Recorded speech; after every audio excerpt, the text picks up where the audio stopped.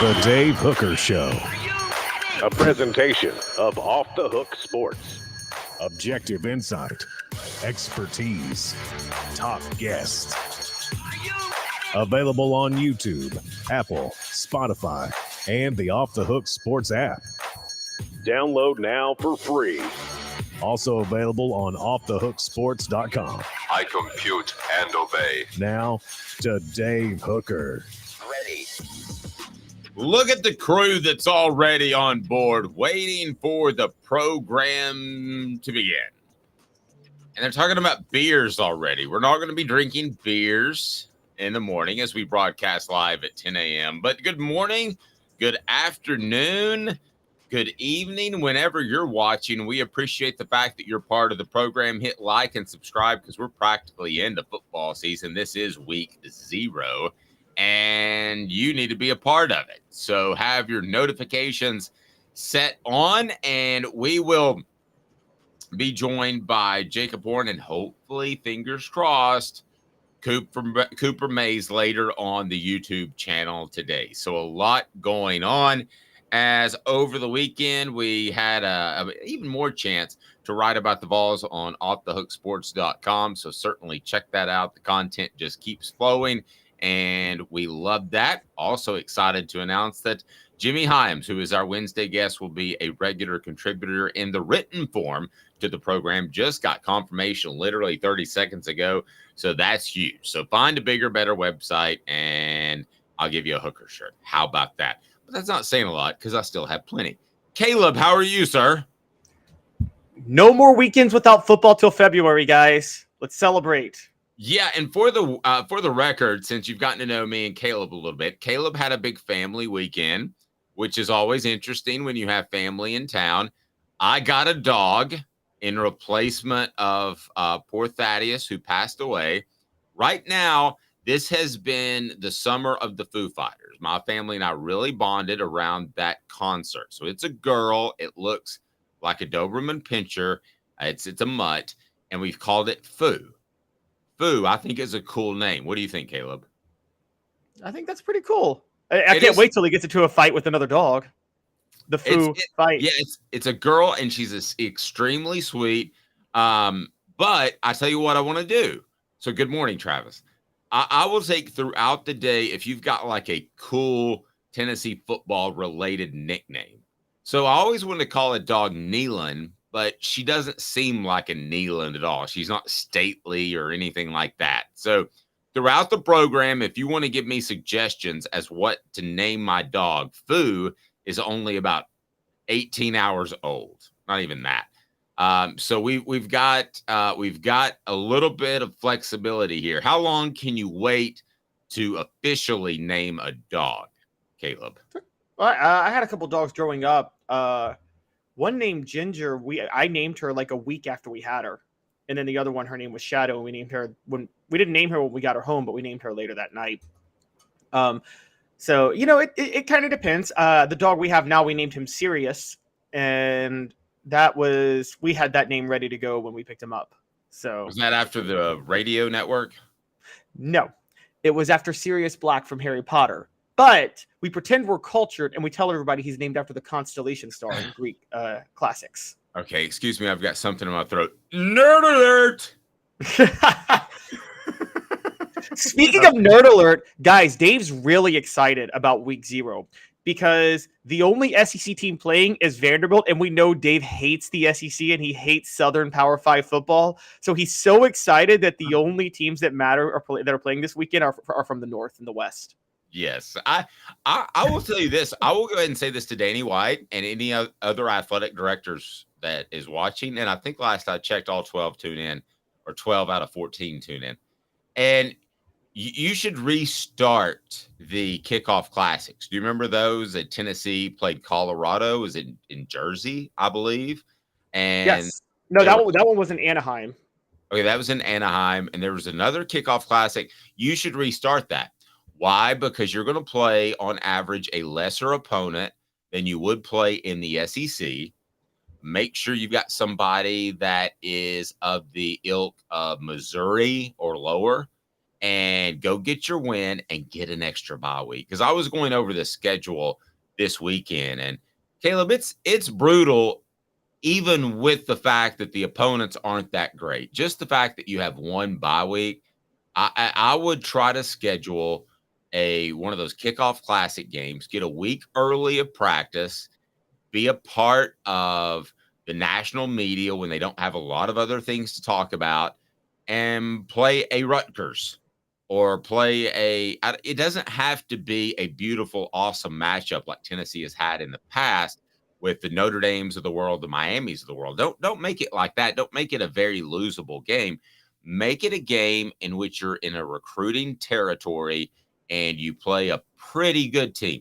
Like here's for instance, like if we're sitting here and Tennessee's playing North Carolina in Charlotte, a recruiting territory, how much bigger is that than Virginia in week 1, where there's going to be a lot of coverage of other games in Nashville? So just imagine if they're playing North Carolina in Charlotte, a team they should beat with some star power, Drake May, a stable program, and you get the recruiting exposure in the Carolinas. That just hit me this morning. Is that a good idea, a stupid idea? But you get an extra bye week too. No, I think it's a very smart idea. And you're right. The extra bye week is a huge deal and very helpful. I distinctly remember Florida back in the day. I don't know why they don't do this now, but I believe would go ahead and they would have one less bye during the season. So they would play Florida State the week before Thanksgiving. So that way they get a week off before the SEC title game. So they wouldn't have to go Florida State and then the SEC title game back to back. Oh, I didn't remember that. But yeah, so yes. if you have like 2 premier games, let's say you had one premier game that kicked off at noon. What do we have this week? Can you pull up the schedule? I'm going to go off topic a little bit if you don't care, Caleb. Oh yeah, no, that's fine. We got Navy Notre Dame at 2:30 is the first game of the year, the very first college football game of the year, and that is in Dublin. In Dublin, which is super cool. I'm very jealous of the Dan Patrick Show because they're broadcasting all live all this week from Dublin. Then you got UTEP and Jacksonville State. I believe this is Jacksonville State's first game as an FBS program. You've got UMass, and that's at 5:30. At 7, you got UMass and New Mexico State, Ohio and San Diego State. And then at 7:30, you got Hawaii traveling to Vanderbilt. And then at 8 o'clock, San Jose State at USC. And at 9 o'clock, Florida International and Louisiana Tech.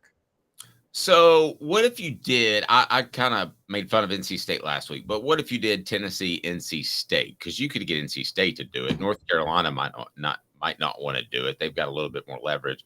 What if you did, what if the UTSA game was in Dallas at Jerry World and you get recruiting exposure there? And that would be great because UTSA is like the favorite to be the Group of 5 team in the New Year's Six this year. So they're last year's Tulane. So that would be actually a pretty good matchup. Caleb are onto something, and there might just be a column about week 0 on Off the Hook Sports later today. But we've got a lot to get to, including the top 5 redshirt freshmen. Goodness gracious, I can't wait for COVID to be completely in the rear view where we don't have super seniors and all this. Redshirt freshman is about all I can take, and I'm all for that. So a redshirt freshman, just to give you a little background, and I'm sure that most of you know this, but a redshirt freshman is a guy that that either wasn't ready to play or got hurt by the old rules. And that was when you would give them a medical red shirt, which is essentially that you're saying that this player is good enough to play, but we're going to make up a pulled hammy in a lot of cases so that he's already played his 4 games, but he can have a medical red shirt. Well, nowadays you can play, correct me if I'm wrong, Caleb, you can play the last 4 games of the season instead of the first 4 out of 5, which I believe was the rule. And you can still get a red shirt. So redshirt freshmen aren't just necessarily off the maybe can't play, maybe banged up pile. They can be real-time contributors. We don't know as much about them, so we don't talk as much about them. But Caleb, redshirt freshmen, they ain't transfers, but they ain't true freshmen walking off the streets either. Yeah, and many of them, it's basically any 4 games you play, as long as you don't play more than 4 games, you can take a red shirt.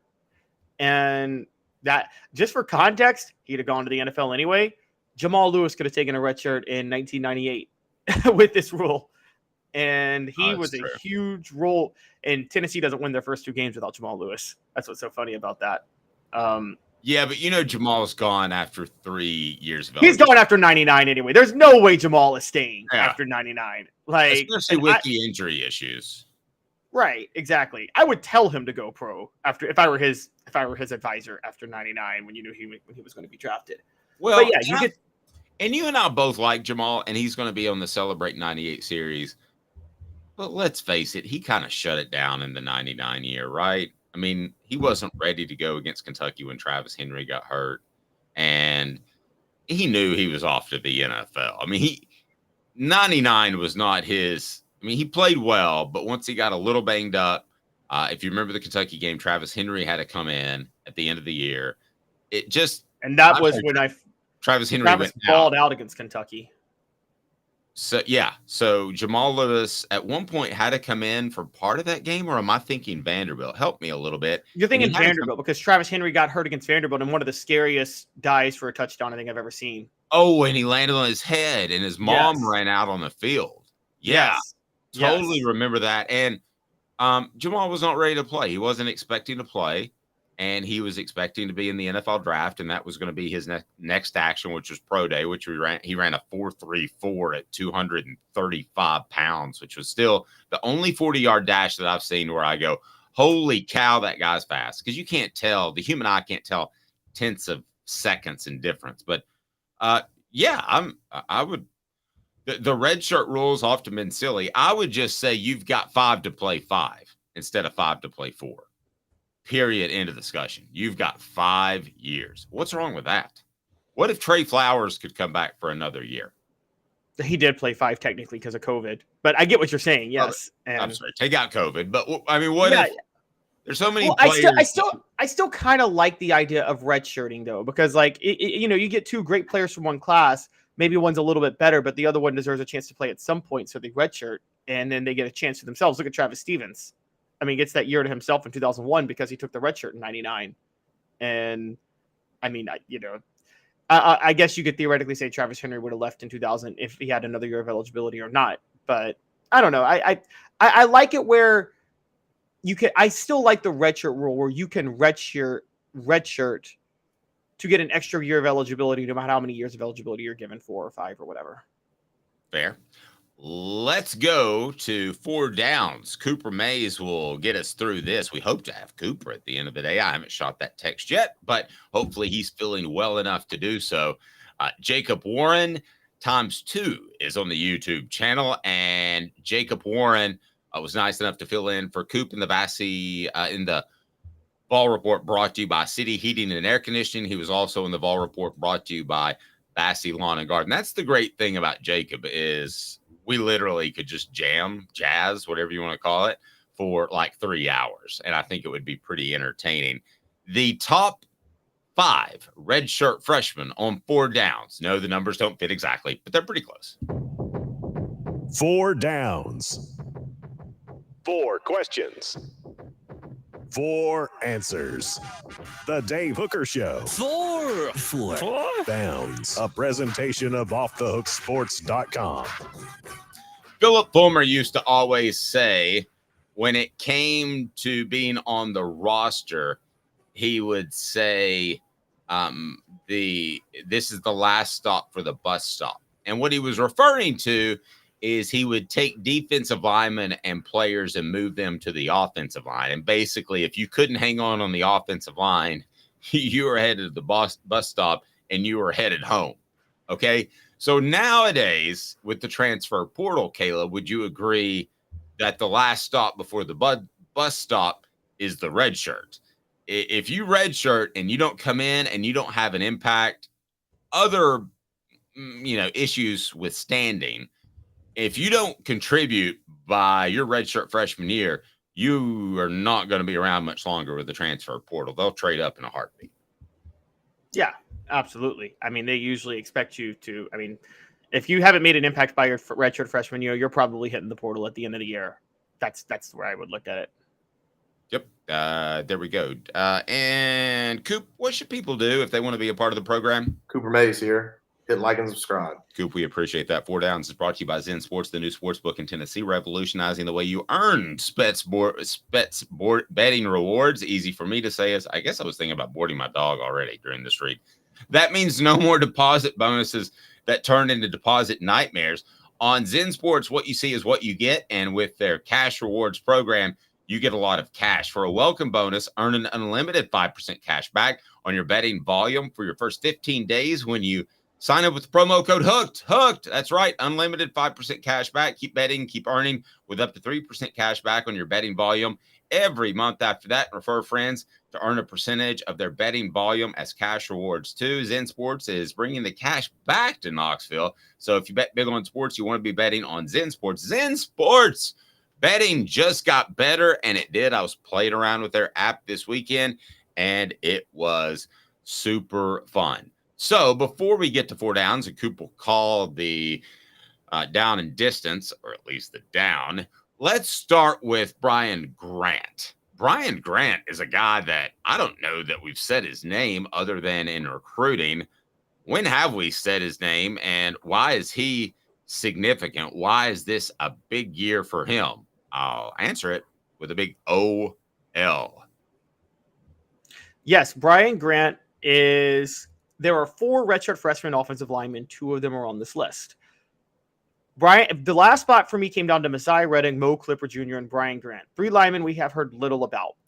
Grant is so much bigger at 6'7", 329 pounds, and he plays more on the outside. And so with questions about Gerald Mitzi not really getting it at tackle, and John Campbell Jr. and Jeremiah Crawford, both the only guys that we really think Tennessee can trust right now at tackle, there's a bit of an opening there for someone to step up. And I think you could really see Brian Grant, just with his size alone, maybe make a push. We don't know. This is all speculation. There's been nothing said about that in practice, but I'm basing it about what's being said about Mincy and where I know Brian Grant's going to line up. And there's just an opening for him at that point. Yeah, good Lord. He's 6'7", 329 pounds. He's got to have something if he can move his feet. And I'll do a little bit more digging into that since you brought him up to see kind of where he stands. But these are guys that, man, if you don't contribute, your January may be your time to look elsewhere. So let's get to 4 Downs. So 4 Downs. Coop, what down are we on? Coop here. First down. Thanks. Chaz Nimrod. Like that was first down, wasn't it? That was first down, Brian Grant, wasn't it? No, because we got 5 players. So we just talked about him. Okay. So we got a first down on this. So we now have another set of downs. Boom. Yeah, what we did is we did we did like a pre-snap play on the sidelines. So that's what that was. Chaz Nimrod, we decided last week that you would rather have the last name Hooker than Nimrod. Neither is great, but Chaz Nimrod and Caleb Webb are a couple of guys that are probably going to be lost in the shuffle, right, in receiver this year because they've got 4 really good ones and they don't play a lot. But if somebody goes down, isn't Nimrod the first guy who likely comes off the bench? I would think so. He's absolutely the first guy. I think Caleb Webb was more highly rated in recruiting, but I think that was only based on their level of competition since Nimrod came from Arkansas. But I think Nimrod is actually a better, at least physically in better condition right now. They're almost the same size. One 6'3", 196, the other 6'3", 198. But Nimrod reportedly ran a sub 4.5 40 before he got to campus. So the speed is much more in his favor than it is Caleb Webb's. And I think that's where you're going to see him get on the field. I just want to hear Bob Kessling say, and I've heard rumors that he might retire, and now I've heard rumors that no, he wants to be a part of a couple of special seasons. So he does a fantastic job for Tennessee. But I just want to say, I want to hear Bob Kessling say one time, and touchdown pass from Milton to Nimrod. Wow, that guy can play. What a Nimrod. What down, Cooper? Cooper Mays here. Second down. Jason Jenkins. We haven't said that name in a while. Tennessee deep defensive tackle. But unlike wide receiver, Tennessee could rotate a lot of defensive linemen in. So Jason Jenkins, before we know it, could be a factor I don't know, a huge factor, but I wouldn't be surprised to hear Jenkins' name called this year. Yeah, so in Tim Banks's 4-3 base defense, it's really a 4-2-5. He still relies on edge. It's really, it's really almost a 3-2-6. That is very true. I mean, and one of the things he likes to do when he goes to 3-down linemen is Tennessee missed this last year. I don't know what you call it, but a hybrid defensive lineman that can really line up on the end in a 3-2 or at tackle in a 4-3 or 4-2 if necessary. Caleb Tremblay did that, and Jaquan Blakely did that 2 years ago. I think they were hoping Dominic Bailey would be able to do that, but we really haven't seen much of Dominic Bailey so far. Even if we do see some of Dominic Bailey, Jason Jenkins is the only other player on the team that fits that profile, and you would think he would like two of those guys that could do it. So I say watch out with Jenkins and Bailey could both get in the rotation doing that. Amen, brother. Second down, I would have had this guy number 1, and it wouldn't have been close. No, it's third down now. Now you are cheating. It's third down. Third down, number 2. Third down, this guy, and it's on offthehooksports.com if you want to follow along. And I'm going to massively disagree with you here. This guy would be my number 1 with a bullet. Wouldn't be close, but Caleb wrote the column. So here we go. It is third down, number 2 on your list. Cooper Mays here. Second down. Oh. Tennessee center Cooper Mays here. Third down. Addison Nichols. Addison Nichols should be ready to be a starter at center the moment that Cooper Mays went down. Addison Nichols, including Andre Keurig, is the most physically able to get out and go right now and play in the SEC. Addison Nichols needs to get mean. That's not me saying it, guys. That's people within the program. This would be my number 1, and I understand the number 1 argument you have, and we'll get to that on fourth down. But Addison Nichols should have already been tabbed the starter at left guard, and he should be the guy that's sliding over instead of Ollie Lane at center. He's more physically gifted. He should be ready. He is on the verge, telling you, with inside the program, he is on the verge of being a bust if he doesn't get his stuff together pretty soon. Addison Nichols, you have been challenged by Off the Hook Sports, and you're number 2 on this list by Caleb Calhoun. It is time, young man. It is time, like today at practice. It is time to take that step. He would have been number 1 on my list. He's number 2 on yours. Look, I'm with you. Addison Nichols should be number 1 on this list. Gerald Mincy should be starting at left tackle or right tackle right now and be one of the top 5 players on the offense this year. But as far as what we've been learning, it hasn't fully happened yet. And they did move Ollie Lane over to center. And Andres Carrick seems like he is more likely to start at that left guard spot over Nichols. So it seems like Nichols, I have him as the highest rated offensive or defensive player on here because of what he should be. But he hasn't broken through yet, Dave. So I can't. And he's not a projected starter if everybody's healthy. So I can't put him number 1 because of that. I mean, I don't blame you, but the guys that should and need to step up, I think you and I agree he would be number 1. Yes. He's the number 1 on who needs to step up. But look, he hasn't yet. You know, we need a Patches O'Houlihan to get in there. You got to get mean. You got to get angry. Yeah. Well, I mean, if Andre Keurig and Ollie Lane are the starters at left guard and center, respectively, then Addison Nichols should be pretty disappointed. And in himself or something or his ability or I don't know what. But you got number 1 is? All SEC center Cooper Mays here. Fourth down. Jackson Ross. Paxton Brooks is gone.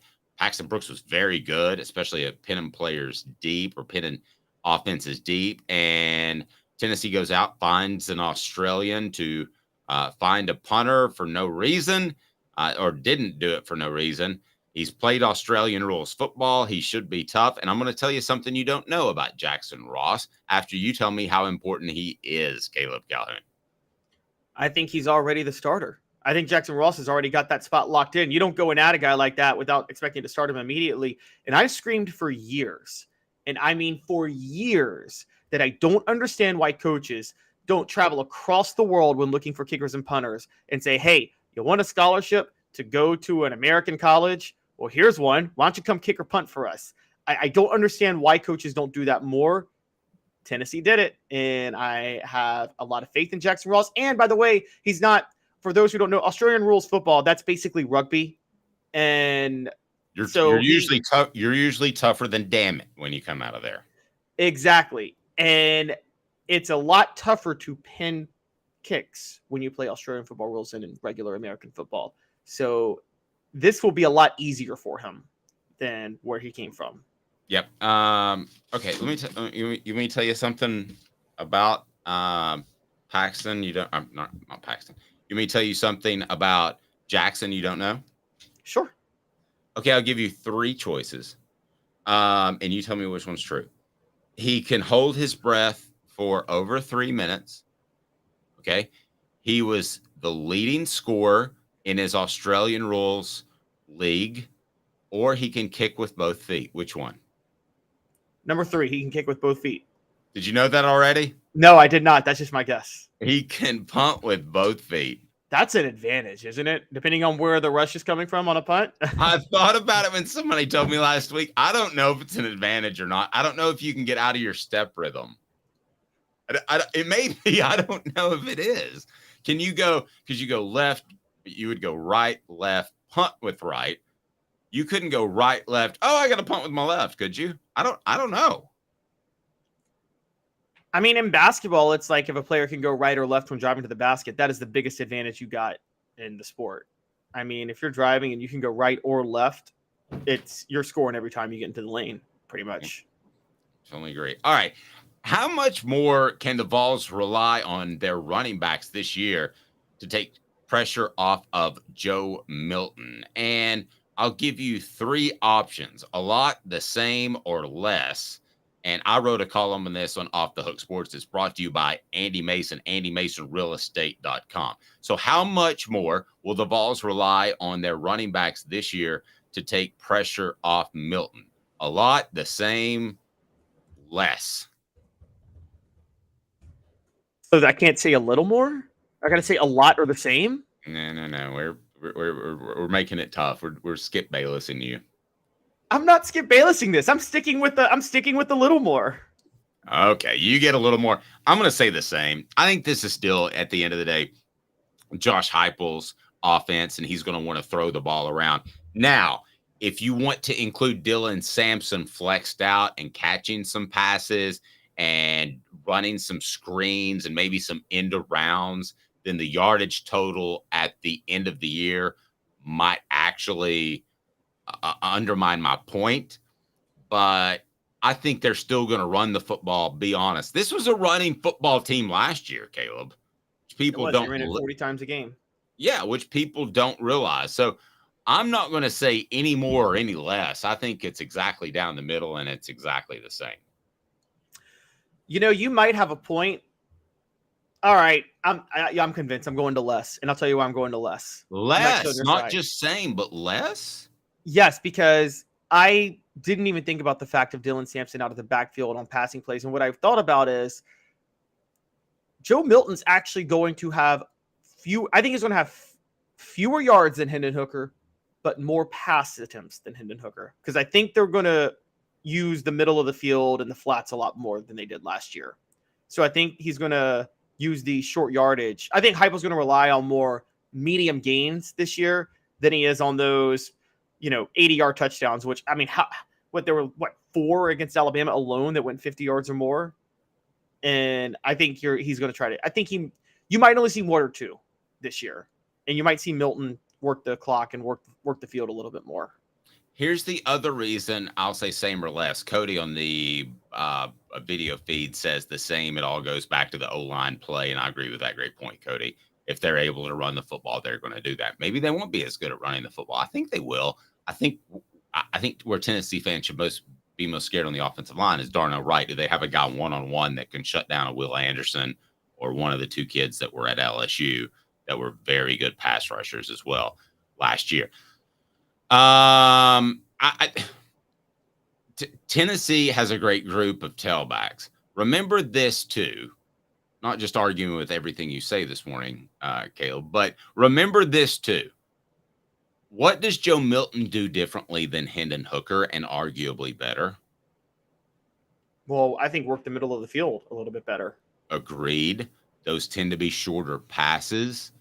Sometimes if you're on 3rd and medium, let's say 3rd and 3, which I would consider 3rd and medium, you might run the ball previously, whereas a little hook or a dig route to Jacob Warren will get you those 3 yards.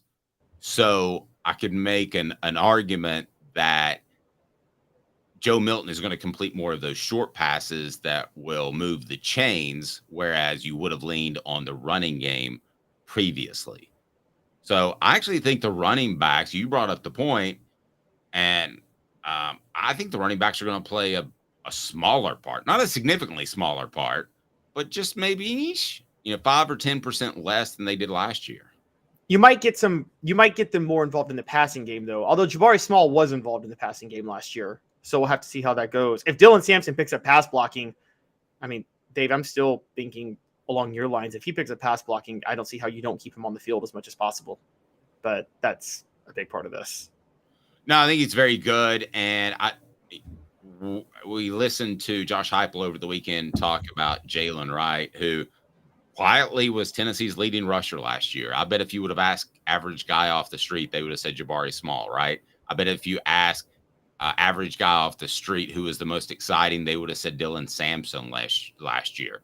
But Jalen Wright just there chugging along, supposed to be more mature, as you would expect. His body's better than it was last year.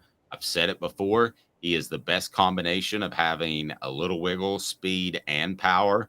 He needs to run through more people to punish people so the entire running back crew can benefit from that in the fourth quarter when defenders are tired of getting hit. He's a guy that had the speed in high school that he could just bounce it outside. The guy that I think of most often is would have to be Travis Stevens. Travis Stevens was a bounce it outside guy by nature, right, Caleb? But right. He did punish would-be tacklers enough to keep them honest. Jalen Wright needs to be the next Travis Stevens. If he can do that, if he can add a little bit of power, a little bit of physicalness to his game, he can be a really special back, because then you bounce it out and you make some plays on the outside, some big-time plays. But first, you've got to establish that defender as being a little scared and not wanting physical contact and making that tackle. Yes, if Jalen Wright can embarrass Marquand Manuel and Gus Scott in the same game, the way Travis Stevens did playing Florida in 2001, where he ran over, I will never forget, they had Marquand Manuel, who was Florida's starting safety, try to tackle Travis Stevens. He bowls him over and scores. Then they bring in Gus Scott in, and Travis Stevens breaks his tackle for a 68-yard run. And that's when Spurrier said at the end of the game, I don't know what happened. It looked like Colorado running through Nebraska there. And if Jalen Wright can do that, then we're talking a totally different game. I'm still not so sure. And this was actually an issue with Stevens too. So this could be an issue with Wright.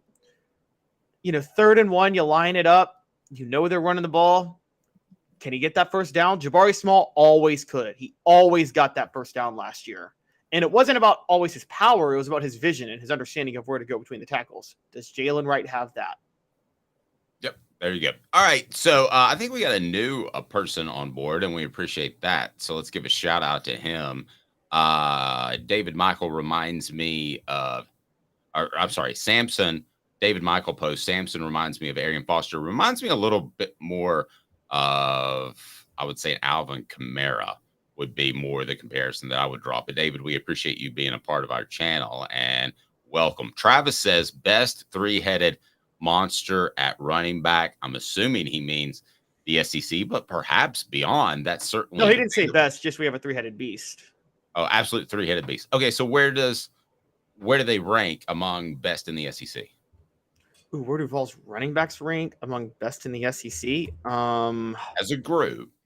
So you have guys like, just to come up with some names off the top of my head. I mean, you got Quinshon Judkins at Ole Miss, who's probably the best tailback by far. Raheem Sanders at Arkansas, Montrell Johnson, Florida, Brian Battle at Auburn, Chase McClellan, at Alabama.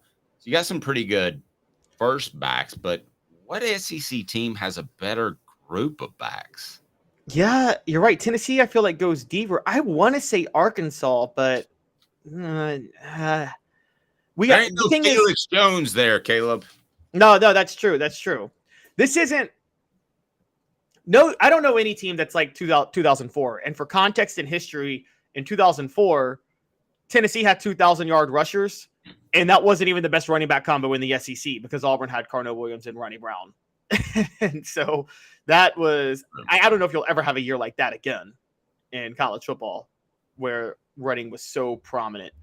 But – well, and it's just not that way anymore. I mean, yeah, we went in not. – you have to kind of do your research to find the best tailbacks in the SEC, right? I mean, Right. Other than the Ole Miss cat, I mean, who else really, really, really stands out? And used to be you would go into a season and you'd say that guy has Trent Richardson, Alabama does. That Darren McFadden at Arkansas is really good. That's just not the way the running back position is anymore. And that's why they're changing even the pay scale in the NFL to try to find ways to get them more money because they get burnt out so quick. And yeah, I think I will go with so you do have Quishon Judkins still at Ole Miss. Is Zach Evans still at Ole Miss? Caught me off guard. I'm not sure. I'm not sure either. I'm actually looking that up now if Zach Evans is still at Ole Miss, because if he is, that's the best 1-2 combo in the SEC. And I should know if he's gone or not. But yeah, he's gone. And we haven't mentioned spring sensation Cam Selden, who you and I both think is probably a spring sensation. But if one of these guys go down, he has the physical ability, at the very least, to step in. Coming up, why Tennessee could have one of the best return games in the SEC. That would be pretty big. We'll talk to you in 2 minutes. He's Caleb Calhoun. I'm Dave Hooker, Off the Hook Sports.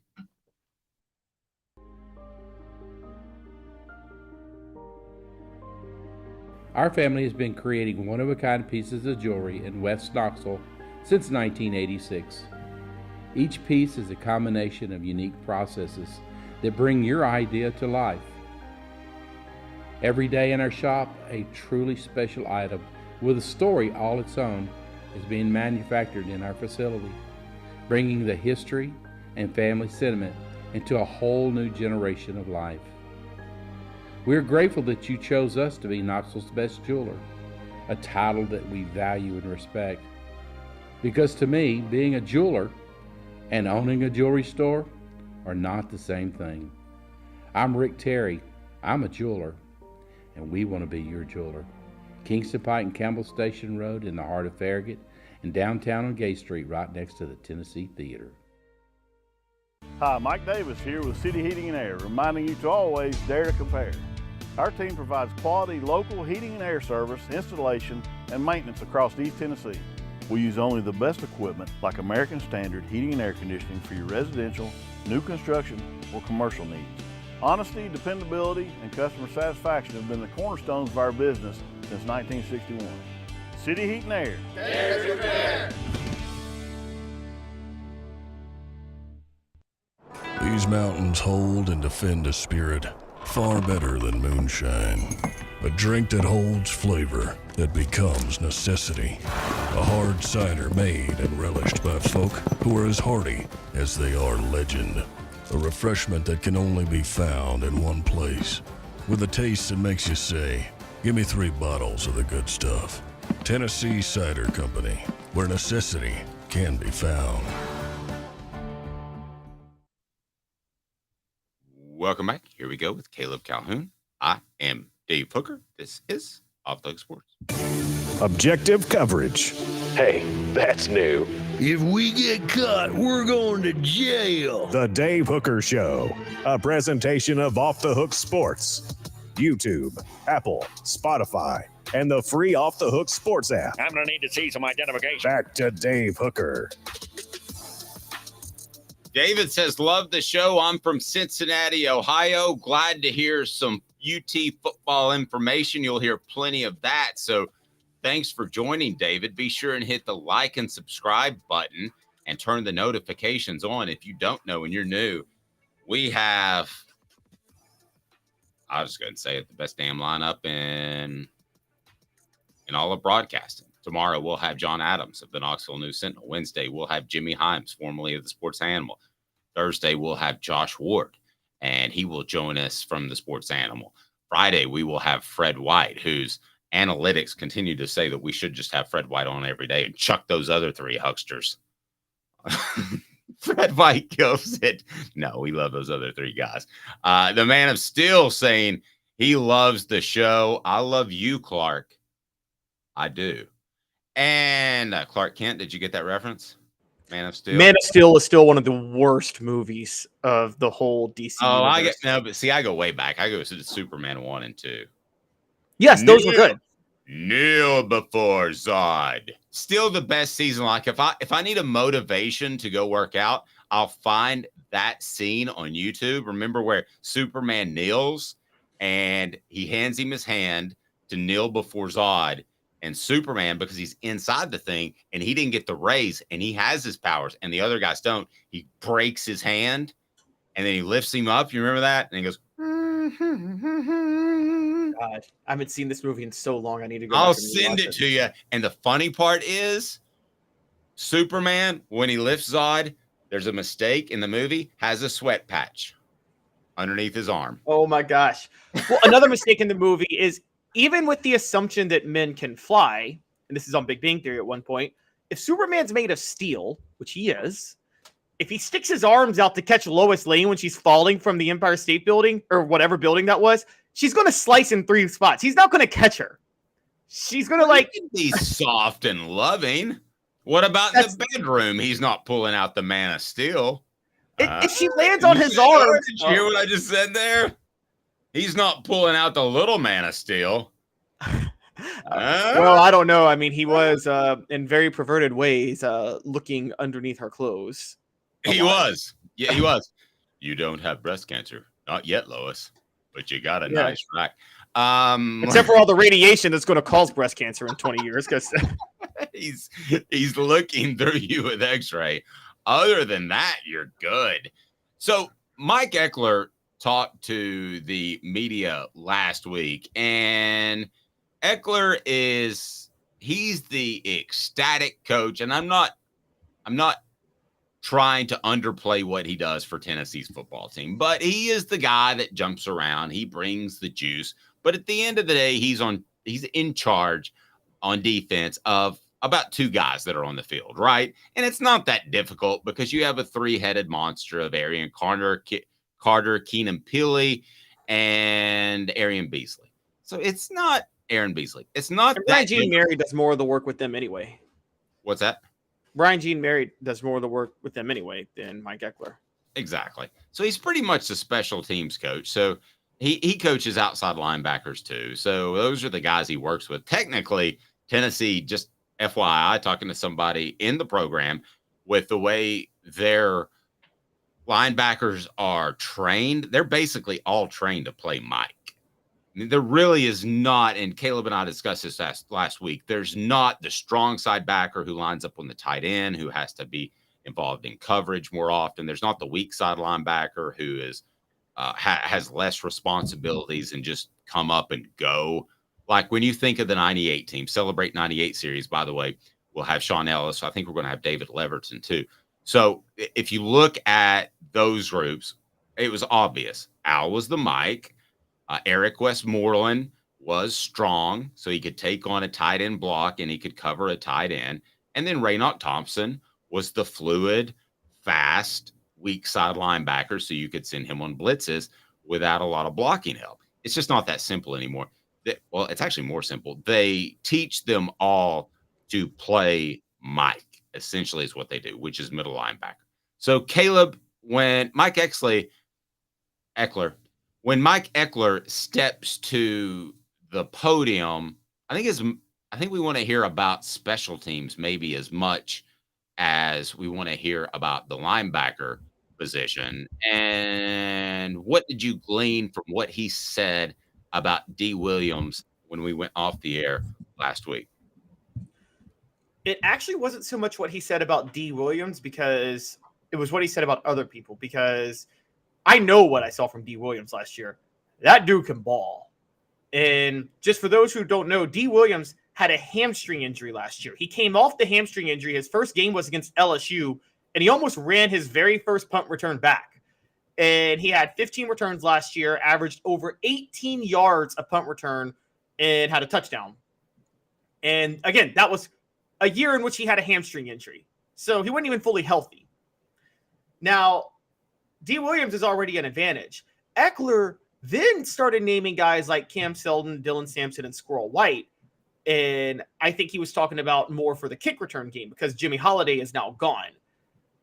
Man, if Squirrel White, if they use him on kick returns along with as a receiver, while D. Williams is the punt returner, we're talking a deadly special teams game. I don't know if anybody's going to come close to Tennessee in the SEC in special teams at that point.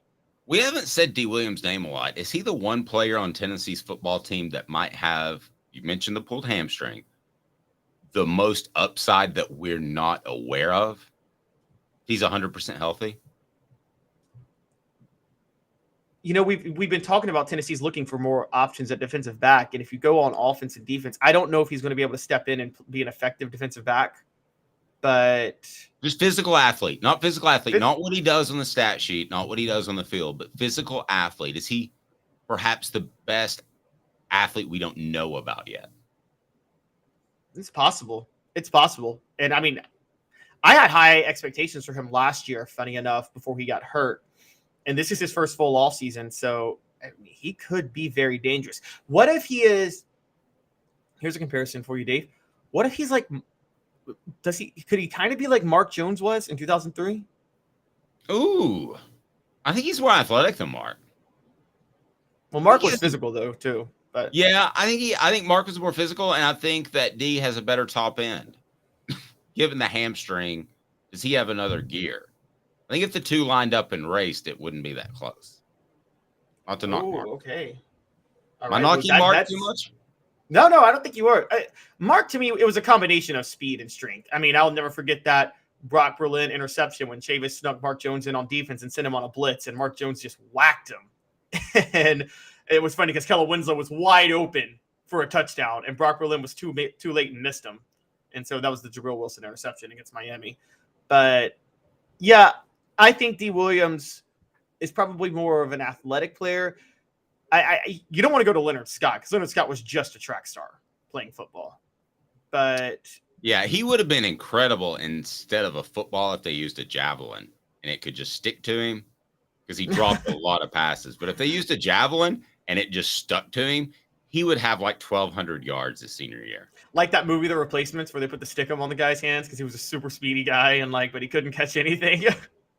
Well, I don't remember that. Now, I don't remember that at all in The Replacements. I need to go back and watch that movie with, Keanu's in it. Who played, you know who he played, right? Tony Robinson, yes. Exactly. Except they had him they altered it. They said he was a Nebraska quarterback, not a Tennessee quarterback. Yeah. And my Celebrate 98 book, by the way, it's done. And it's going to be out there, so I'm excited. Caleb gets a free copy since he helped me get through that bear. But Celebrate 98 is done. You talk about great receivers that couldn't catch. There weren't a lot of them because Tennessee's had such depth at receiver. They'd put somebody else out there, and you lost your spot. Leonard Scott they needed at the time, and they were so enamored with his speed. But I don't know. D. Williams is a name that's kind of funny to me that we haven't mentioned to this point of the preseason, and he could be absolutely fantastic. That wouldn't surprise me. And Tennessee could certainly use who couldn't? This is kind of stupid to say, but Tennessee could use some big plays on special teams, generate some points, make things easier on Joe Milton, take some pressure off.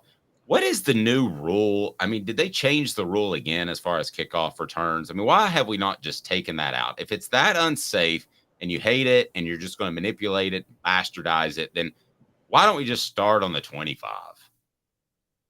Well, yeah, but then you want to you get rid of the onside kicks, and I mean, don't forget last year Tennessee. Remember how they started to pour it on LSU? LSU made a mistake in the kick return game, and Tennessee took advantage immediately. Well, And but you're using one example, an anecdotal example. I'm using overall. So yes, that could happen. Here's what I would do for the onside kick. I'd say you have the ball at your own 25 and it's 4th and 15 and you have to convert 15 yards in order to retain possession of the ball. And listen, Caleb, this is coming from a guy that loves special teams, that loves the fact that they run down there like warriors and hit each other. But if it's so unsafe, which I could debate that over and over and over again, it is the most unsafe play in football. I will give you that. But if it's so darn unsafe, Caleb, then let's stop tweaking it and making it a far removed aberration of what it was. Let's just go ahead and change it altogether. What do you think of my 4th and 15 at your own 25? It's got to be 4th and 30. You got to make it the same likelihood as recovering it. You got to make it the same likelihood as recovering an onside kick, which is like converting a 4th and 30. Well, no. I've done the math. It's actually you have about an 8% chance of recovering an onside kick. You have about a 10% chance of completing and converting a 4th and 15. Oh, I didn't know they were that close together. I just feel like I've seen a lot of 4th and 15s converted over my life, and I haven't seen that many onside kicks recovered. But what do you think about just changing it all together? I mean, I love the kickoff. It's ceremonial. But what do you do when you watch a game? You watch the kickoff, and what do you immediately do? You go to the restroom or go get a beer, don't you? Yes, that's true. I agree. It's like it's not that exciting. I oftentimes feel like I'm not missing anything if I miss the kickoff. So I'm willing to start a game late. And I don't like kicking in football, period. I know we talked about Jackson Ross, but this is a Skip Bayless take that I actually agree with. I hate kicking in football. I hate it. I hate that if you break, even particularly field goal kicking, if you really break down the game, you got these athletes going to war it with each other for 60 minutes. And then in the so many times in the final 15 seconds, this guy who's been sitting on the bench the whole time can come in and be the second most impactful player on the game next to the quarterback. Yeah, I would just do one of two things. I would go back to the old one, which I've been told is unsafe, but now we have so many protocols in line and they don't have a running start. I would go back to the old one, or I would just say, hey, here's the deal. We're going to start this thing at the 25. And as far as the onside kick thing, I know that would take it away. But really, it seems like to me you get even less onside kicks. So I'm going to double check my math on that. You may very well be right. It is time for today's tough question. I know what Caleb's going to say here, and I love him. I think he's incredible, but he's going to be absolutely wrong. And this actually is brought to you by Andy Mason, AndyMasonRealEstate.com. Today's tough question. Take a side. Take a stand. The Dave Hooker Show, a presentation of offthehooksports.com. Max Chadwick picked 2 games on his 10 must-watch games of 2023. Guess which ones they were? University of Texas, San Antonio, and Austin Peay. That's who they were. No, they weren't. They were Tennessee, Georgia, Tennessee, Alabama, as you would expect. Which game's more important? And it's brought to you by Andy Mason, AndyMasonRealEstate.com. Best prices, best service in the biz. You've got to get to Andy Mason for all of your real estate needs. AndyMasonRealEstate.com. All right, today's tough question is a little bit different based off what we're discussing of the must-watch games. And it is this. Which would be the bigger win for the Vols? At Tuscaloosa, Georgia at Neyland Stadium.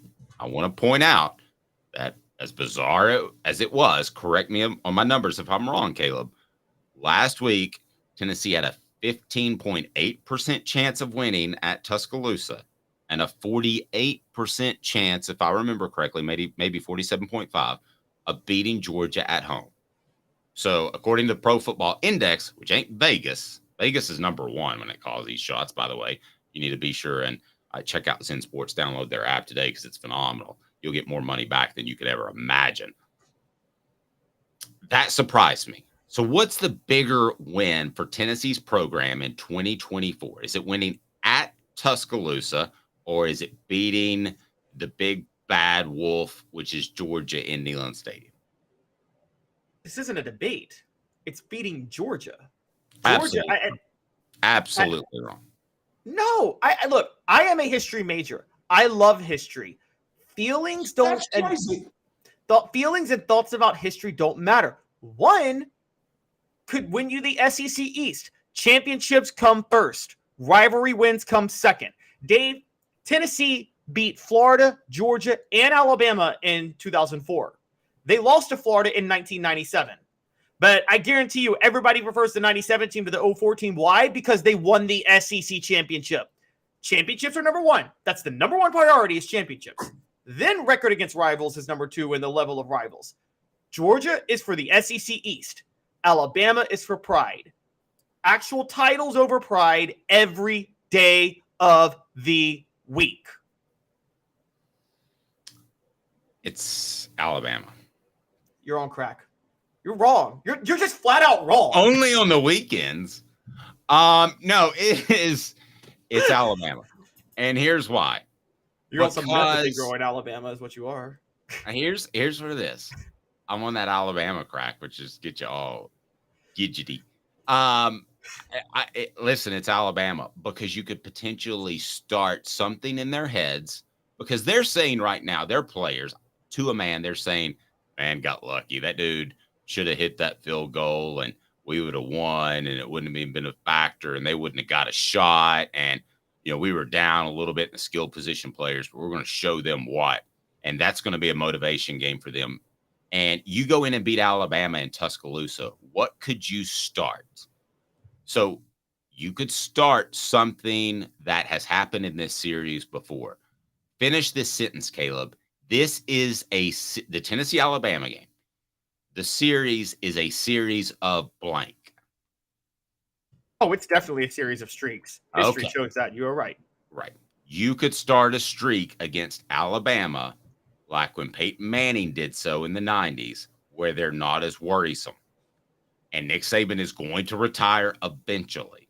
You imagine if you could have 10 straight wins over Alabama, and then you suddenly focus a little bit more on Georgia, who I think that Tennessee can catch, but I don't think they're ready to this year. So maybe I'm taking a little bit of reality into it in that I don't think they'll beat Georgia this year. I don't think they're quite ready.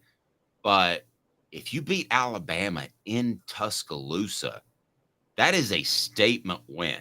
You could have some fluky win at Neyland Stadium and beat Georgia, get fortunate, but that's different than beating Alabama twice. Plus, you would beat Alabama in a season in which they're desperate, too strong a word, but in the neighborhood. They're going to more of a ball control, pro-style offense like they had pre-Lane Kiffin. You go down there and beat them at Tuscaloosa. That will result in recruiting wins. If you fluke out and beat Georgia somehow at Neyland Stadium, Caleb, that is awesome, cool, might get you a prospect or two, but the way they're going to spin it at Georgia, we're still getting ready. We're still getting used to Carson Beck. We're still doing all this thing, and we made a couple of mistakes, but that's an aberration. You beat Alabama twice. That ain't no aberration. You're winning more Arian Carter recruiting battles. I'm going to tell you right now, I love you like a brother, but it is, no doubt, beating Alabama 2 years in a row would be monstrous. That is the best program in our generation's history and arguably the best program in the history of college football. You beat them twice. Huge. This is where the difference for all of the listeners, I want you guys to understand this. This is where, and I cover recruiting, but I haven't covered it as well as Dave has. And Dave he's putting the top 10 games, must-watch games of the season on here. Lucky you, by the way, you haven't covered recruiting as close as I yes. have. Gary Gary says I'm 100% wrong on this one. 1,000% wrong is what he said. 1,000. People who are so deep in the weeds covering recruiting sometimes, they focus too hard on recruiting and not what the point of recruiting is, which is to win on the field. There have been times in my career I have definitely been guilty of that. I will give you that. Yes. Winning on the field still takes precedent for the most part. And if you beat Georgia, you win the East. And Dave, a national championship is on the horizon if you beat Georgia, a possible national title. And the focus should always be on the possible national title. Whoa. With the college football playoff, you can't say that because they could lose either one of those games, win the other, and still be the fourth team in the playoff. Yes, that's true, but it could be if they lose to Alabama, that is true. They could lose either and not the other and still be the fourth team. That's a very good point, but it's a much better situation for them. The likelihood increases a lot.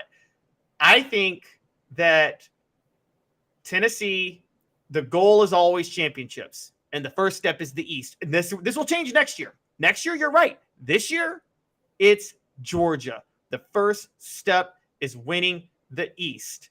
And Tennessee needs to win. Tennessee winning the East always takes precedent. Dave, what you're doing, and I see NFL teams do this all the time, by the way. The NFL team that says, I don't want this quarterback that I know is a sure commodity because I'd rather have this young guy that I think I can have longer down the road, and then they always go to regret it. The only one that didn't regret it was the Packers with Brett Favre to Aaron Rodgers. But Dave, most of the time, you know this. When elite quarterbacks are on the market and you see GM say, I don't want that elite quarterback because I'll only have him for 5 years, and I'd rather have my drafted quarterback for 15. No, take the 5 years. It's a win-now league. College football is a win-now sport, and when you got the chance to win, you take it. Always. Always, always, always.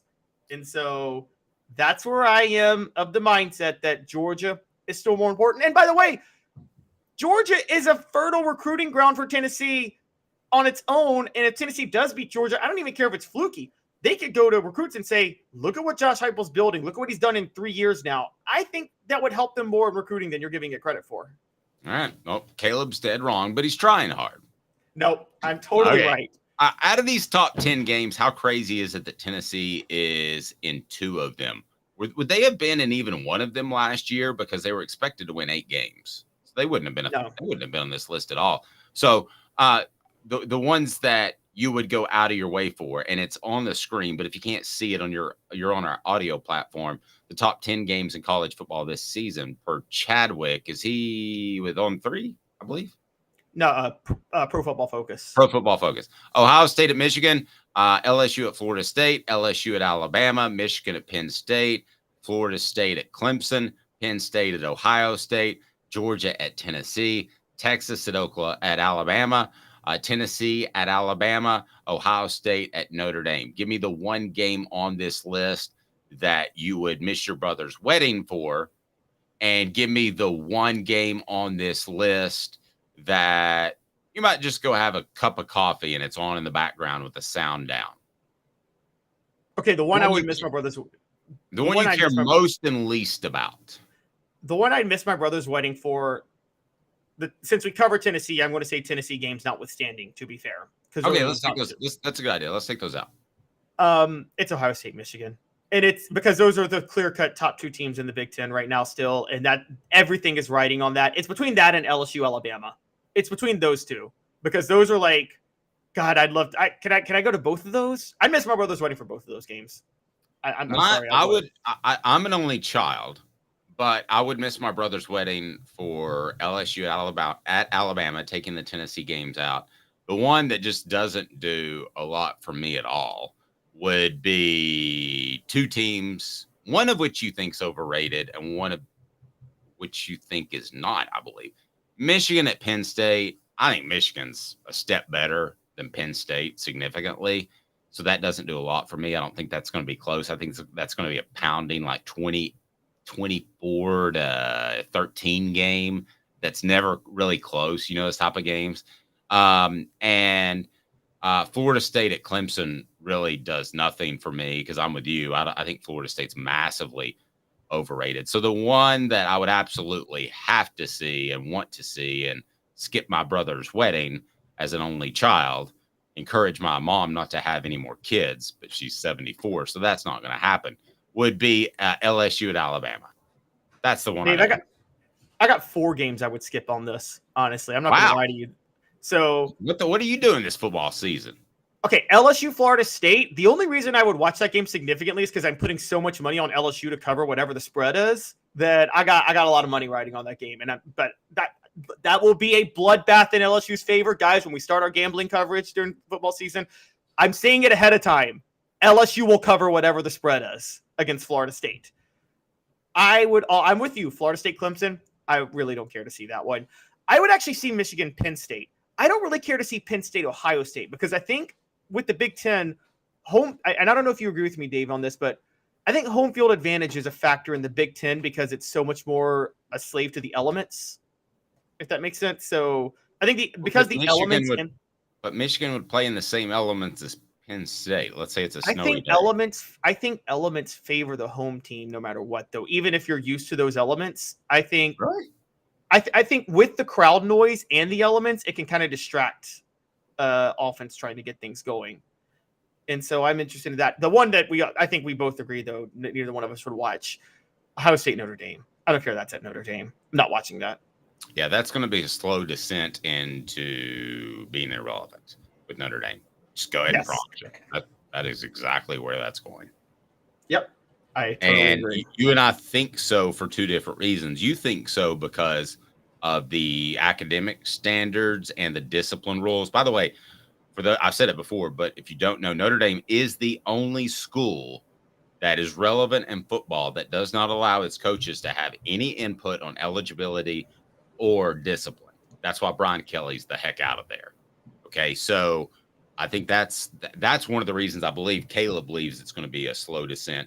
I also believe with the Freeman guy that they hired as coach, he's a player's coach from what I'm told, and they played hard for him last year. But players' coaches, what happens, Caleb, invariably? They always kind of lose their team. And it happens over a year or two. I call it the Barry Switzer effect. Barry Switzer in 1994, 1995, the Dallas Cowboys were still the best team in the NFL. 94, they didn't win a Super Bowl. 95, they lucked out and beat the Steelers. They shouldn't have beat that team. That was a better team. But they beat the Steelers in the Super Bowl. But that just, the erosion of the player's coach. And you can never go back. If you're Marcus Freeman and Notre Dame, you can never go back and say, I got your attention now. You can go the other way. You can be Nick Saban and lighten up a little bit. But you can't go the other direction. And I think it's what Butch Jones tried to do. I think he was a player's coach, and then I think he tried to be the tough guy coach, and he ended up just showing his sociopathic ways, which you don't want. What the H? We're going to bring you that. And the power rankings are out. Where did the Vols stand? What the H? What the? What was he thinking? Release the hounds. The Dave Hooker Show. Keep cool. A presentation of offthehooksports.com. Okay, we cover Tennessee. It's better for Off the Hook Sports if Tennessee does well. But I'm going to tell you what I really think. And some of you may or may not like that. But that's where I am. So before we get to it and the power rankings, these are Caleb's power rankings. So before we get to that, where would you have Tennessee in the power rankings? Go ahead and give us a breakdown on the message board where you would have them. Caleb has them already on the power rankings. And Caleb, you want to start with where you have the Vols, or you want to run them down real quick as a countdown? Maybe let's run them down as a countdown. You're doing a countdown. Okay, maybe And I want to give a heads up on this. Power rankings are based on what you most recently did and what's happening with your program. These are not projections. This is not where I think you will finish the season. This is where I think you are right now and where you should be right now. Okay. So Caleb's done all the work on this thing. And it's on offthehooksports.com. I'm going to pull it up on the screen right now for those of you on the video platform. If not, we'll walk you through it on the audio platform. But be sure and get on YouTube. Hit subscribe and like. So as I can see, don't scroll too far down because we're teasing this thing. I'm going to tell you, I'm not going to tell you where I think they stand because I don't want to get into a long debate. But in the power rankings, who do you have dead last? And we're going to go Hank or Tracy. Hank Kingsley from the Larry Sanders Show is going to agree with you, or Tracy Morgan is going to call you crazy. All right, so here we go. Hank or Tracy, that's the game we play. Florida, number 14. Caleb. That's crazy.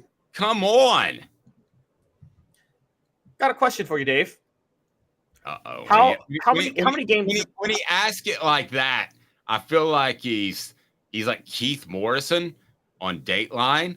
And I've almost gotten away with it. And he goes, oh, that pesky DNA. What was Florida's streak to in the season, winning/losing? How many games did they lose in a row in the season?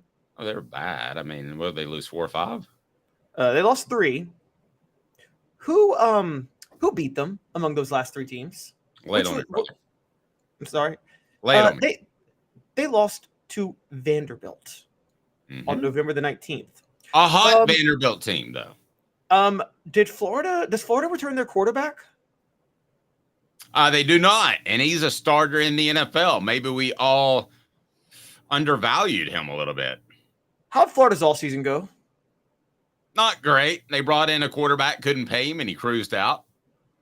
So, which makes you wonder if the other players are getting something, and they all talk nowadays with social media. So they may ask a Tennessee player, "What are you getting?" And they were going, "Well, I get this $500 check from Spire Sports to show up at 3 events a month. I'm also working for Off the Hook Sports, and they give me a even better check.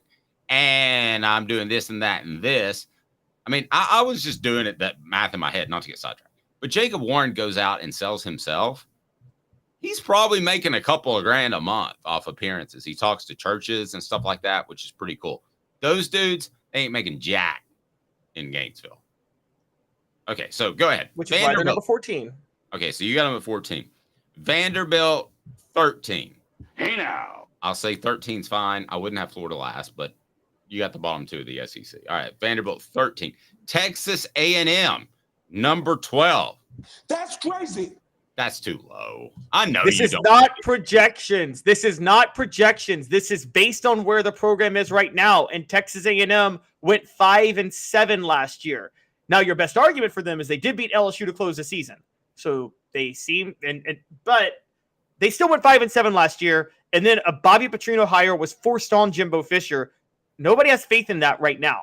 And we'll have to wait and see. So for right now, they're number 12. All right. Auburn, number 11. That's crazy. Scroll down a little bit so I can see your number 10 and 9 team. Auburn will be better than Ole Miss. Auburn will be better than Kentucky's a coin flip. Auburn will be better than Missouri, who you have 10, 9, and 8 respectively. I think Auburn will be the surprise team in the SEC because, for all the things you might not like about Hugh Freeze, I think he's a talented coach. Dave, I agree with you. I'm probably going to predict Auburn ahead of all these teams. They're not there yet, though. I can't do these rankings based on projections. These are not projections. These are where are the teams right now. And Auburn was 5-7 last year. You could maybe make a case they should be ahead of Ole Miss because Ole Miss was horrible to finish the season last year. Absolutely horrible. Then they lost everybody in the transfer portal and rebuilt their team through the transfer portal. But so Auburn, Ole Miss is a coin flip. But Kentucky did win their bowl game, and then they brought in a pretty high-profile transfer quarterback, plus Liam Cohen as offensive coordinator. Missouri was 4 plays away from 10-3 last year. Yes, they lost their bowl game, but right now I got to put all 3 of them ahead of Auburn at this moment. Okay. You got an Ole Miss at number 10 in the Off the Hook Sports Power Ranking. I'm just going to go off script here. Say wham. I have no idea. I mean, with the transfers they bring in and the transfers they lose, It wouldn't stun me if they were top 4. It wouldn't stun me if they were bottom 4 at the end of the year. I mean, God bless you for doing this column instead of assigning it to me, because I don't know where I would put Ole Miss. I would sit there and think about that for like 3 hours. Oh, yeah. Ole Miss is – look, again, they lost 3 games to lose in last year and then added everybody in the transfer portal. So, again, based on projections, I got no idea. Based on where they are right now, they got to be near the bottom of the SEC as of right now. I would always have them a little bit higher than probably you, because I think that Lane Kiffin is one of the top 4 coaches in the SEC. So, like, by definition, I would probably take Ole Miss just because of Lane Kiffin and move him around to the 7 or 8 mark. But I got zero strong argument on that. Kentucky, number 9. Hey now. I think Kentucky is going to be one of the surprise teams in the SEC. The 2 surprise teams, I believe, will be Auburn and Kentucky. Kentucky goes back to its roots, doesn't worry about leaning on a hobble to Will Levis all year, who was overrated. Yeah, I think Kentucky is going to have a great season, and they found their quarterback with Devin Leary, who is already pretty good. I might even have them higher than 9. I would definitely have them higher than Missouri. I'll tell you that. I think they'll finish higher than this, but I think they start the year right here because there's still questions about Devin Leary, and they had a rocky finish to last season. So that's what puts them at 9 for right now. Okay. Again, I'll have my projections for these teams later in the week. I have a prediction of, and Dave and I are going to predict where we think every team's going to finish in the SEC. But this is where I think they start the season. All right. You've got Kentucky at number 9. I'm sorry, Missouri at number 8. I'm taking it past Tracy Morgan. I'm just going to go straight to Happy Gilmore. You suck, you jackass. Come on, Caleb. We hate Missouri on this show. They hate us. It's obvious on Twitter. It's obvious on our YouTube channel. Let's just let that hate grow. And the day the Tigers are kicked out of the SEC, then life is better. You've got them at number 8. Man, I'm going to talk to our general manager accountant and discuss whether or not you get some sort of a pay penalty for this month. Missouri number 8. You knew this would make me mad. I mean, Missouri did beat Arkansas to close out the regular season last year. And again, they were 4 plays away from 10-3. They got some issues. Don't get me wrong. I don't think they'll last here. I think Eli Drinkwitz is a goof of a coach. But I got to be honest and objective about where they enter the season, Dave. For the first time in my life, I'm very disappointed in you. Oh, whatever. Okay. We haven't made our predictions yet. I'll get there. I'm brokenhearted. It's like the scene from The Godfather. I lean over, I hug you, I put both my hands on your face, and I say, Caleb, you broke my heart. Then I give you a big kiss and run from Cuba. Arkansas number 7, which is something I never thought I'd say. Give Caleb a big kiss and run from Cuba, Al Pacino style. All right, Arkansas number 7. That's crazy. Too high. Who do you say, of everybody I put Arkansas ahead, who would you say should have been ahead of them? Outside, I know you said Auburn and Kentucky, maybe. State. Would that be it? Mississippi State. Mississippi State is ahead of Arkansas. No, I mean, I would have Arkansas ahead of Mississippi State. Well, then why do you think Arkansas is too high? I don't think they're too high. I would have them higher. Sorry. Oh, okay, higher. Okay, sorry. I got confused. I would have them above State. I would have them above your number 5 team, which we will reveal. If you're watching on the YouTube channel, you can see it. But if you're on our platform, Dave, it's number 5. Arkansas was 7-6 last year. They lost to Mississippi State 40-17. They lost to that team you hate so much, Missouri, at the end of last year. Hate them. And Mississippi State was 9-4. And Arkansas's signature win at the end of the season was a triple overtime win over Kansas. I mean this with all due respect, but I just am not going to be high on Mississippi State with the passing of Mike Leach until I see what they bring offensively. I'm with you. I don't think Mississippi State will finish number 6. But I can't ignore how they finished last season and the fact that they won their bowl game after Mike Leach passed away, and they won it with defense. Okay, so you got South Carolina Number 5. Man, that's a tough one. Why don't you shut the hell up? Oops, wrong one. What happened to that? I'm your Huckleberry. I am your Huckleberry. I think 5's good. 5, they won't finish the season at 5, but 5's pretty good. So basically, I don't care to give it away. You've got them below LSU, Alabama, Georgia, and Tennessee in no particular order. So South Carolina at number 5, the way they finished the season last year, their last 3 games, including a close bowl loss win, beating Clemson, beating Tennessee. Yeah. I mean, I don't think they're the 5th best team, but I think they deserve to be 5. No argument there. You want to move on to LSU, who I know we're both pretty high on? Yep, you spoke for me with South Carolina. Totally agree with that. Hey now. LSU is 4. You could argue they should be above Alabama at number 3, but that's splitting hairs. I got no problem with LSU at number 4 or number 3. Yeah, I think LSU, I'm with many people, and I understand the belief that LSU is going to finish better than Alabama. I'll get there with my projections later this week. I can't start that right now, though, because even though they beat Alabama, Dave, I can't get over how LSU finished the season last year. I mean, they lost to Texas A&M, and then they got the brakes beat off them by Georgia. And whatever you want to say, Dave, do you think Alabama would have lost that badly to Georgia in the SEC title? I don't. No, they were playing their best ball towards the end of the season.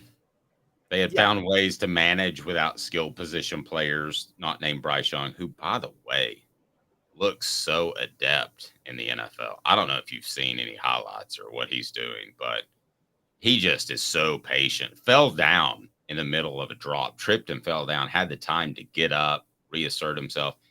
That he needs to play, not to get sidetracked.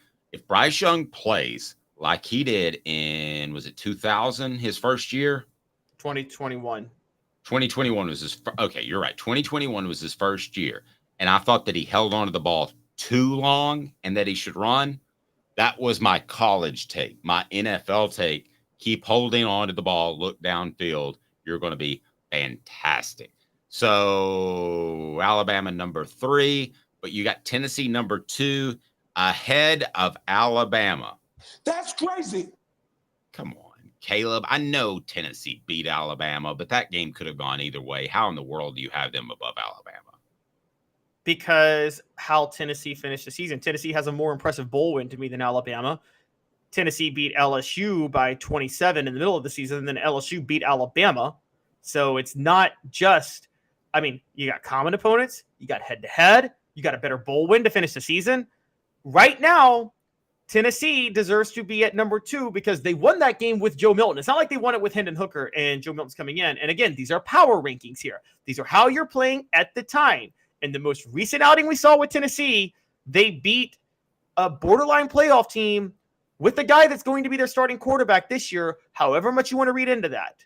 And because of that, I got to put them at number 2 right now. Okay. And you got Georgia number 1. Hey now. Tough, really, really tough to argue with that. I don't even know how we could make an argument for that. 90 seconds. And a prospect that you may not be aware of, that Tennessee's not going to stop recruiting, and the big change that Tennessee needs to make in the NIL world. Give me 90 seconds with Caleb Calhoun. I am Dave Hooker. This is Off the Hook Sports.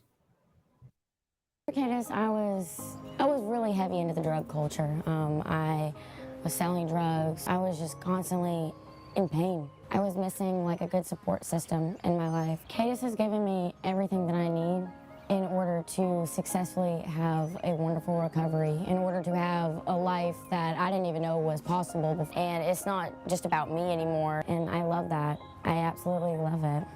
You can take your life back. Call Cadis today. With all that sun, sand, and salt water, the beach is a very relaxing place. Unless you wear contacts. Ow! Open your eyes to the best the beach has to offer with LASIK vision correction from Campbell Cunningham Laser Center. Ah. Sports Treasures in North Knoxville is one of the South's largest sports cards and memorabilia dealers, featuring over 10 million sports cards from vintage to modern. Sports Treasures carries a full line of hobby boxes, singles, autographed memorabilia, Tennessee Vol collectibles, fan cave decorations, and so much more. See a museum full of collectibles at Sports Treasures, 4819 North Broadway in Fountain City, and Sports Treasures on Facebook. Sports Treasures, where the real sports fan goes to shop. Cooper Mays here. Hit like and subscribe. That's right, Coop. Who else should do that? What's up, everybody? This is Jacob Warren asking you to like, subscribe, and share. Dave needs this. He does. What the?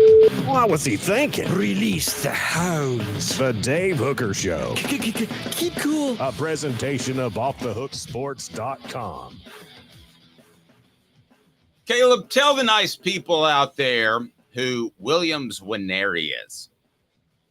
Williams Nwaneri was a highly touted edge rusher who committed to Missouri.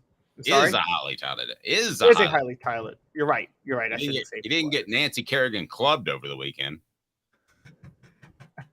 No, hey man. You know what? Tanya Harding was just doing what she needed to do to win. That's a drop we need. Nancy Kerrigan screaming why. Tanya Harding is just a competitive winner and was just trying to get a leg up. Bad joke. Leg up. Okay. So who was Williams Nwaneri? Williams Nwaneri is a highly touted edge rusher who could actually move over to defensive line and defensive tackle if he puts on more weight, who committed to Missouri last week. And Eli Drinkwitz decided to stage a watch party for him committing as if they got accepted into the NCAA tournament in a very pathetic, embarrassing way. We made fun of it, and then Missouri fans cried about us making fun of it because we're such an important program, Missouri, and he really wanted to come to Missouri, and we're going to be so great at recruiting in the future because we're Missouri. It was hilarious. They got so mad. We're going to do something about the British voice. That wasn't a British voice. That was a whiny voice. My British voice is totally different. Yeah, Missouri is whiny, and Williams Nwaneri is not going to end up at Missouri. I'm going to go ahead and make a recruiting prediction right now. He's not going to end up there. I was talking to some people over the weekend. Oklahoma's still all over him. Tennessee's not going to quit. Here is the reason that he went to Missouri. Okay. And this is pretty easy. It's the difference between having an investor who you tell somebody this guy's going to invest in you and sitting down and saying, Caleb, I'm going to invest in you. And that's essentially what Eli Drinkwitz did. There was a law passed last week, 2 days before Williams Nwaneri committed to Missouri, that said a coach or an administrator or representative of the university could be, now this is a state law, could be in negotiations with a player and a third-party representative, which most oftentimes at Tennessee would be what? Spire Sports, and could be a part of that negotiation. So Eli Drinkwitz, this is an easy sales position. I mean, listen, Caleb, if somebody sits down and they say, you make the pitch and I'm willing to pay this guy, what, $3 million to be one of the top edge rushers and come to your school. Well, that's pretty easy. So you're able to sew it up without a lot of moving parts. Let's say I'm hiring Caleb. Okay. I sit down with a third party. Now, if I tell Caleb that I've got a third party that wants to fund Off the Hook Sports and wants to be an investor, he's got to trust not only me, but he's got to trust the investor, right? I mean, the investor could pull. When the three of us sit down and I say, this is on me, I'm Eli Drinkwitz, I'm Dave Hooker at Off the Hook Sports. This guy is going to pay you, and you know him, and you know he owns 40, I don't know, whatever, Burger Kings in the Missouri area. So you don't ever have to worry about your money. And I'm giving you my word of honor that you're going to get that money. I've worked in sales. That's a much easier sales pitch than saying this group is going to do something for you, which I'm not even supposed to say under the current rules under most states, right? I'm supposed to just turn it over to them, hope they don't bumble it up, which they very well could. I'm sure Spire Sports at some point has bumbled one of these. I'm sure that every single collective has bumbled one up. Not to the Jaden Rashada at Florida where, hey, sorry, son, you have to go home. Not to that point, but I'm sure they've all been bumbled. So we talked about this a little bit last week. What in the world is Tennessee's legislative branch waiting on? How hard is this to pass? You have seen the economy explode in Knoxville. And that's the second biggest city. Is Memphis second or is Knoxville second? I think Knoxville's second. Well, Memphis. Are you talking? Oh, the Nashville. Knoxville's the third biggest in the SEC. No. Yeah, I was Nashville's talking number one. Memphis about the number state two. of Tennessee. Yeah. Knoxville's 3. Knoxville's 3 behind Memphis. Yeah, Memphis and Nashville. Okay, you have your third biggest city that has undergone this economic explosion because of one thing: Josh Heupel, Tennessee's football program. I'm telling you, while there may be a recession everywhere else, and yes, it is affecting Knoxville. I talk to people, boots on the ground, that own businesses. It ain't horrible in Knoxville. So what is the Tennessee legislative branch doing in not getting this done like now, like yesterday? Caleb, this has to be done. I'm calling them out. I'm saying right now, if you agree with me and you're watching live, hit like and subscribe. If you see this video, I'm going to ask you to do something that I don't ask. I'm going to ask you to share it. I'm going to ask you to like it. I'm going to ask you to turn your notifications on. And the reason being is I want this little person, Dave Hooker, yelling out into the backwoods to have a voice and they hear me in Nashville. Because this would take approximately 48 hours to draw up and to vote. These guys don't care. And besides that, Caleb, you know politics. If they can look like they're supporting the University of Tennessee, Caleb, that's votes right there, buddy. I mean, that's politics. Even if you're an Alabama fan who somehow manages to work their way up the legislative branch in the state of Tennessee, and you can pass a law that helps Tennessee football, you're getting more votes. People are going to remember you. They may be hardcore conservative and you're hardcore Democrat. Doesn't matter. You've got a couple of votes from just doing this when the midterms come up. This has got to be done yesterday. It makes sense. It helps Tennessee football. If this isn't on your radar as a person in the legislative branch of Tennessee, you are tone deaf. You need to get this involved and start the process, because that is why Missouri got Williams Nwaneri. It's not because he loves their urban studies program. So it's funny you say that, because you're right. And you can sell this as a player-friendly bill, because you can say, look, we just want the players to understand, we want the players in the schools to be negotiating in good faith, and we want the players to have all the information available to them before they commit. So you could actually sell this as this is a fair to the players type of bill, and it's to protect them from not being cheated out the way Jaden Rashada was cheated out when he was trying to negotiate back in the day. And that's where I am with this. So I agree with you. I don't know why Tennessee doesn't do it. And Tennessee has been ahead of the curve on NIL for a while. They have. Spire Sports is the best NIL initiative in the country. The state legislature needs to catch up to the university. Put it that way. Okay. And so why hasn't it already been done? If Spire's so great, why did they not have? And I'm not singling out Spire. If Spire and Tennessee are so great, how do they not have a lobbyist? Why are they not? I mean, surely, I don't know how lobbyists work exactly. Do lobbyists lobby for different things? Or are they just gun lobbyists, tobacco lobbyists? No, yeah, lobbyists lobby for different things. One of the issues is that while Tennessee is far and away the largest brand of alumni base in the state, I don't know if it's an above 50%. So Missouri is the only FBS program in Missouri. That's it. So they can get what they want. But Tennessee, there is still Vanderbilt alumni. There's still MTSU alumni. There's still Memphis alumni. And those are all FBS programs too. And I wonder if, and those three programs probably don't really love the idea of NIL or doing this. I think that's stupid, because I think, honestly, if you're Vanderbilt, NIL is your best chance to succeed. Because honestly, I think that you could maybe work with local businesses in Nashville and try to cobble up some money to help kids stay in Nashville that want to stay in Nashville. And the same with Memphis. I think NIL can actually help some of the urban schools that are not that good at football programs. Here's the other thing. How many of these companies have CEOs that are Tennessee fans? And that if you called them and you said, I want you to be in on these negotiations. I think you could bring a lot to the table. And this guy's really important. And his name's Nico whatever. And you need to be in on these negotiations. You would truly help us. And then you're playing a little bit of the card of you're my buddy. I'm Josh Heupel.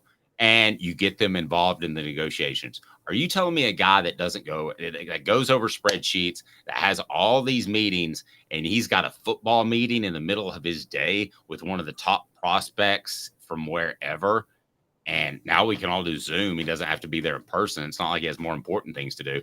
And you can be on a meeting with the prospect and Josh Heupel that you're not going to be there. That's a cool meeting in the middle of the day. That's almost as good as taking a lunch break. Yeah, but if you're focused solely on your bottom line as a CEO of a company, maybe the issue is they don't want this because they want to crack down on NIL because they want to save themselves from themselves. The same way NFL owners like to be saved from themselves. But groups like Weigels, they don't want to have to shell out this much money to lure players out. But groups like Weigels, who just signed Squirrel White, I mean, they've got discretionary income. They're not spending every. I know they would. They're not spending every. They would rather marketing dollar just on the perfect stuff. No, but they would rather even redirect that discretionary income. I mean, and the thing is, if you can, this is why they want Congress to step in, by the way. They want Congress to push down the amount of money that people are allowed to spend. They want a cap. They want a hard cap on NIL spending so they don't have to compete with everybody else to try to get these players. And that's what look, billionaires care about protecting themselves from themselves. That's how NFL owners are, because quite honestly, I think a hard cap in the NFL is the stupidest thing in the world. They pretend it's about competitive balance. Well, that's just not true, because if you worry about competitive balance, that's revenue sharing. Revenue sharing brings competitive balance, not a hard cap. The hard cap is so they don't have to spend more money than they want to keep players to try to win. True. So you picked it apart a little bit, which I wanted you to do. But at the end of the day, would you agree with it that Tennessee needs to pass this law? Yeah, I think they should pass it just for the players' sake. I think players have the right to know what's promised to them and if that promise is in good faith or not. Amen. And if you got the guy who's the CEO at Weigels or whoever it is saying that I'm signed off on this and I can present you with some sort of paperwork that you can look at it, you can't sign while you're a prospect, then it's done and done. Williams Nwaneri went into that meeting, I'm sure, wondering how much money, wondering how solid it would be, because Missouri is not a premier football program. And when he went in that meeting with Eli Drinkwitz, he came out knowing exactly how much money he could get. Other schools are not afforded that opportunity to sit in on the meeting. So you got to have these third-party meetings. And what did he say? How did that meeting go? Stuff that just I've been a part of a lot of big negotiations. That just complicates matters, and they can fizzle and fall apart. And I would not hesitate to say for a moment there is a school that Williams Nwaneri liked every bit as much as Missouri, but they made it cut, clean, dry, easy. Just like when you go and you join a membership somewhere and they start adding on a parking fee and they start adding on this enrollment fee and they add on all this stuff, it gets complicated. And then you're like, oh gosh, I had no idea. Make it simple. Josh Heupel sits down, says CEO of brand X is going to pay you this. Boom. Easy. That's a recruiting visit. He's already doing it. You get the guy on Zoom. I'm sure he's got an iPad. Do it. Do it, do it, do it. Whenever you do your headline that catches SEO attention, this has to be your strongest one, because we are trying to make change in the legislative branch of Tennessee. We have moved beyond football here, but it'll help football a lot. He's Caleb Calhoun. I'm Dave Hooker. Thanks for listening. A lot of new listeners today. Like, subscribe, hit the bell button. That means you get notifications on Live Jacob and hopefully Cooper Mays today. He's Caleb Calhoun. I'm Dave Hooker.